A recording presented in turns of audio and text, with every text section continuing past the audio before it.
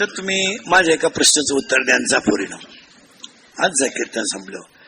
हा बिचारा एवढा कष्टकरी वर्ग आहे, मी त्यांच्या मुलासारखा आहे, मुलगी मला आहे.